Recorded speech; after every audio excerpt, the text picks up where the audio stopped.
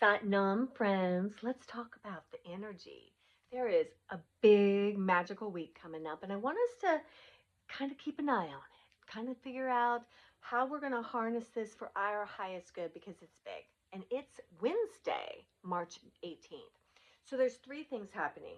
Besides an amazing new moon in Pisces, there is also the square between Jupiter and Venus. That happens in the morning.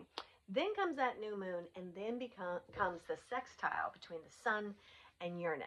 So let's break this down, starting with Venus. Venus is in Aries, and it's going to square um, this amazing Jupiter, big luck, big love, but it's in Cancer. Not but, it's very beneficial there.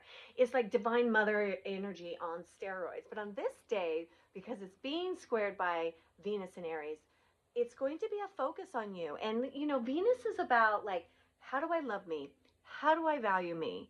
And with Jupiter expanding everything, just make sure that that doesn't only end up spending a lot of money because it sometimes can with that kind of a conjunction. But it's also an awakening to loving you better and being really clear about that loving you, forgiving you, doing the work on you is how you become the person that is building heaven on earth, that is a gift to the people in your life.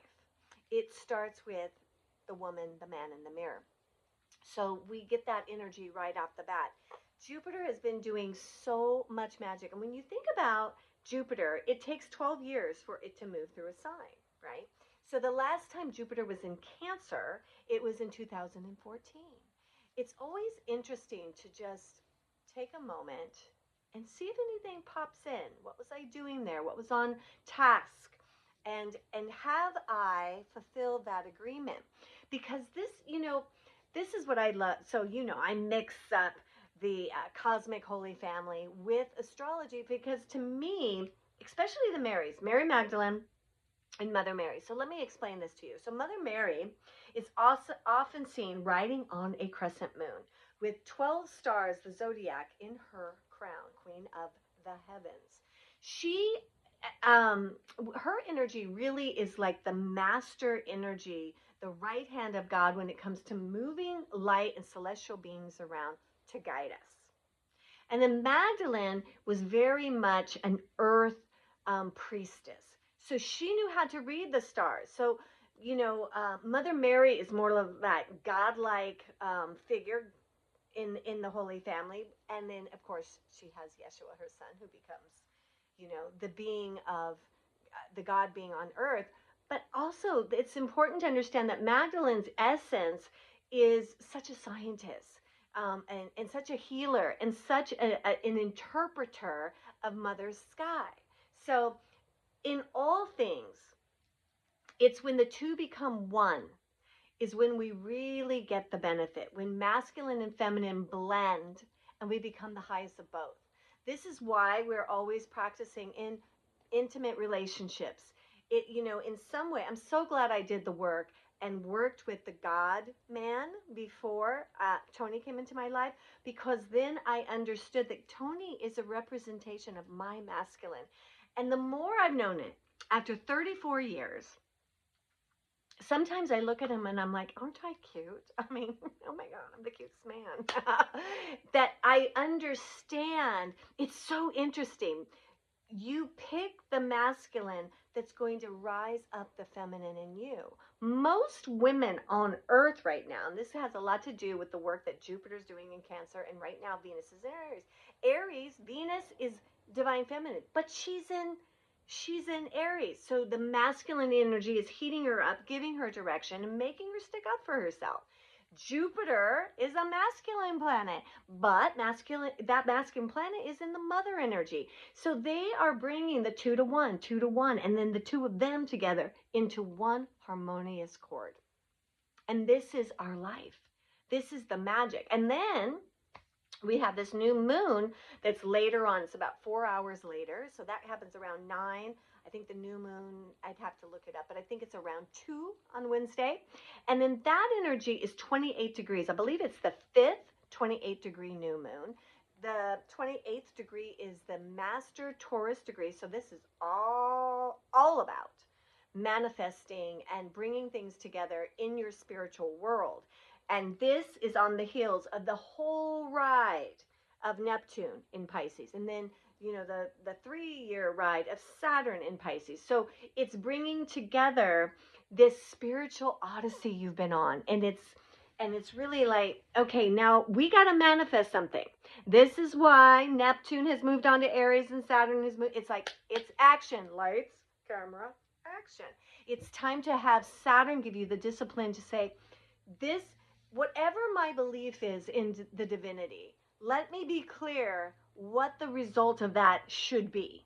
A better person, a person who has faith, a person who believes in peace, a person who prays for everybody. That is the big thing that's on task. We have so much violence and in the world, right? Here's the thing. This is how it works. The two become one, masculine and female, light and dark.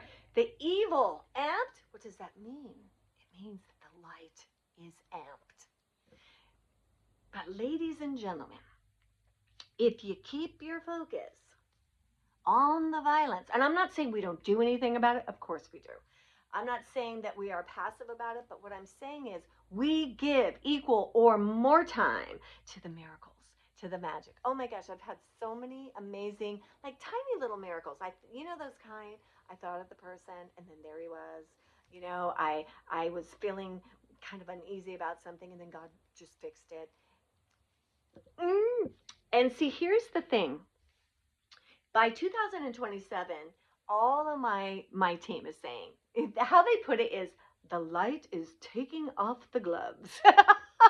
Meaning it's going to be like aliens and angels and Jesus and, peace bombs going everywhere.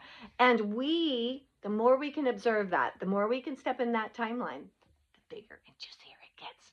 So then later on that day, what's going to happen is a sextile between this beautiful 28 degrees sun and Uranus in Taurus. So Uranus is in its last little visitation in Taurus. It will be moving to Gemini. So think about that. It's been working on the earth. There's been earthquakes and floods, but it's been working on you. It's been surprisingly tearing down your manifestations, surprisingly building one up that you didn't expect coming. It's been all about physical, tangible things in your life and you, and unusual expressions of that. That Wednesday is one of those days where you see that upgrade.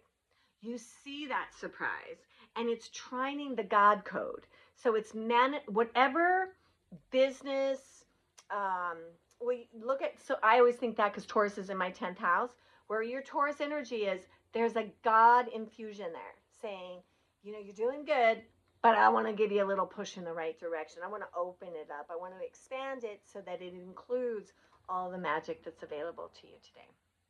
Quite a week that's coming up. And then on Friday, we have the spring equinox and the sun moves into Aries. And we are going to have quite an Aries season. At one point, 9 celestial bodies will be in Aries. Now remember, Aries is ruled by Mars. It could be war energy, but it's not going to be, because the other thing about Aries is it's the Jesus Yeshua code. So it's really about full expression and faith of just how big God is and the love that humanity has for each other, and that we transcend in a big way. There is going to be a huge mass of timeline shifting on Easter Sunday.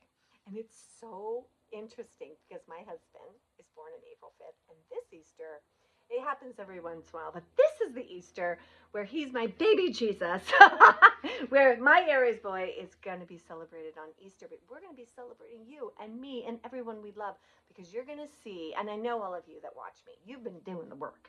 So you're going to feel this stable step in to where you're trying to get.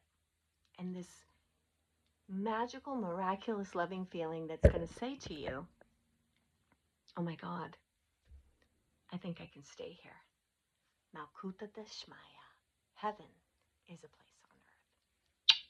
Come see me on that Friday for the equinox, because we're having a big event. Satnam.